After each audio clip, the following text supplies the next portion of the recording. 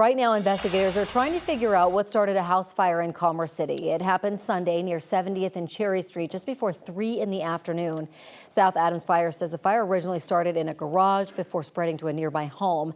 After evacuating the home, crews were able to control the fire. No one was hurt. South Adams Fire says investigators are still trying to figure out how it started. Denver police are hoping that you can help them find a missing 80-year-old man out of Denver. Ruben Estrada has been missing since Thursday. He was last seen at his home near West 35th and North Grove Street. He frequents Rocky Mountain Lake Park near I-70 and 287. Estrada's car was located at the park by family members yesterday. He's 5'7" with brown hair and brown eyes and is known to wear flannel shirts and jeans. Anyone with information on Estrada's whereabouts is asked to call Denver police at the number listed at the bottom of your screen. Meantime, a woman who was missing for 4 days in the Colorado backcountry was found alive this weekend. The San Miguel County Sheriff's Office says the woman was part of a group of campers who set off alone on a trail near Norwood this past Wednesday. Norwood's about 30 miles northwest of Telluride. The group decided not to take their cell phones or food to, quote, maximize their experience with nature. Shortly after the woman got there, she set off on a solo walk in the woods in the Lone Cone area, but never returned to the group of campers. They reported her missing the next day. After 4 days of searching for her, rescue crews found her unharmed in a targeted search area Saturday afternoon. After more than 2 weeks, a wildfire burning west of Loveland is now fully contained. The Alexander Mountain Fire started July 29th, and it burned more than 9,600 acres and destroyed nearly 30 homes. The sheriff's office says that the fire was caused by a person, but they have not said if they think it was an accident or intentional. Fire crews will continue to work and monitor the area for any hot spots. It's been about a week and a half since families were allowed to go home after the Quarry Fire, but Deer Creek Canyon Park is still closed because of that fire. And this morning, Jeffco Open Space is filling everyone in on exactly how much damage the fire did and when it could possibly open back up. Yeah, that's right. 9 News reporter Courtney Yoon joins us now live from Deer Creek Canyon Park this morning. Courtney, that's where investigators believe this fire started.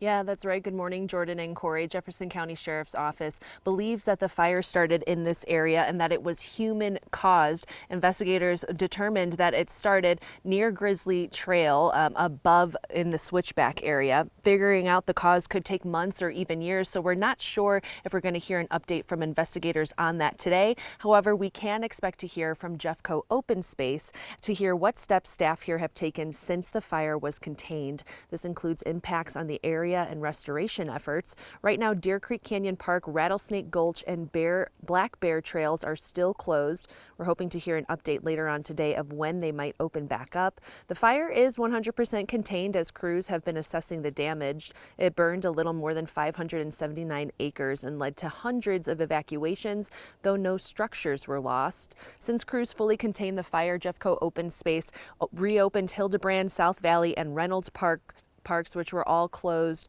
during the fire operations or evacuation orders, and we're hoping to get a timeline of when Deer Creek Canyon Park will be opening up today. Jeffco Open Space says it plans to show us a fire break that was not needed during the firefighting efforts. They plan on addressing how crews are going to start rehabilitating that area.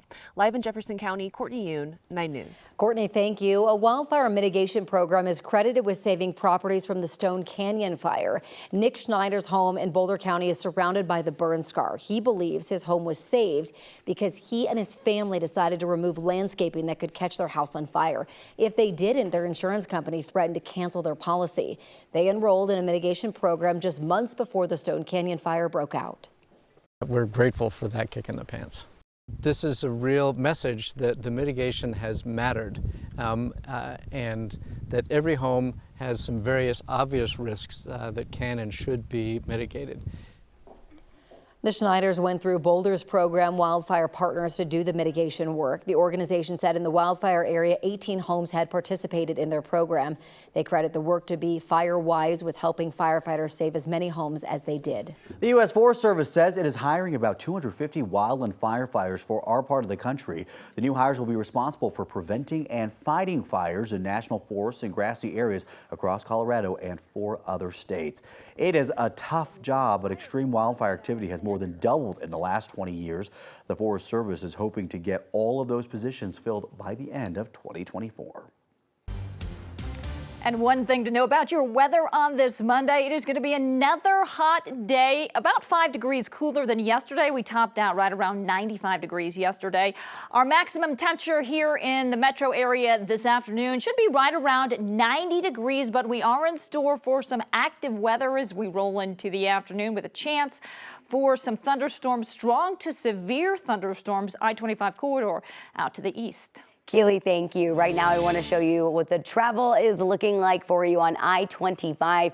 We are in fantastic shape for your downtown to DTC drive southbound. We're looking at 14 minutes on I-25, and then your northbound drive is exactly the same between the tech center and downtown, only going to take about 14 minutes. All right, Erica, thank you.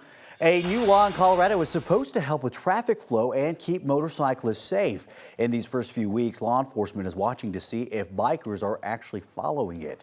The new lane filtering law went into effect at the start of this month. Bikers can move through car traffic under this law only if, and this is important, only if the car traffic is stopped.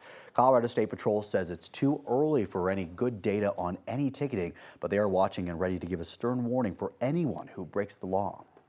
You're not supposed to be weaving in and out of traffic, and that's not the law. They're not complying. And we urge other drivers to call or text star CSP and report them. Over the next 3 years, Colorado State Patrol will monitor the number of crashes that involve motorcyclists and if they had anything to do with lane filtering. In U.S. news, one of the most infamous politicians in Washington continues to make headlines. According to a source familiar with the matter, former Representative George Santos is expected to plead guilty today to multiple federal charges. The dozens of fraud charges he's currently facing are related to Santos's 2022 midterm campaign. The former congressman from New York is accused of stealing donors' identities and charging thousands of dollars to their credit cards. Last October, he pleaded not guilty to those charges. Neither Santos, his attorney, nor the New York prosecutor's office have commented on the expected guilty plea. At the southern border, illegal border crossings have plunged to the lowest levels in years. According to U.S. Customs and Border Protection statistics, illegal crossings were down more than 30% in July from June. This is the 5th month in a row that crossings have dropped. Border officials point to President Joe Biden's executive actions announced this spring as making the difference. The policy essentially blocks access to the U.S. asylum system for anyone who enters the U.S. illegally.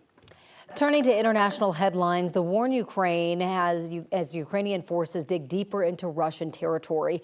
Ukraine destroyed an important bridge critical for Russia to send in reinforcements. This as Ukraine tightens its grip on a small Russian town about 6 miles from its border. New footage from inside the key Russian hub for natural gas export shows Ukrainian troops firmly in control and the Lenin statue and the town square defaced. In total, Ukrainian military has claimed it now controls roughly 390 square miles of Russian territory.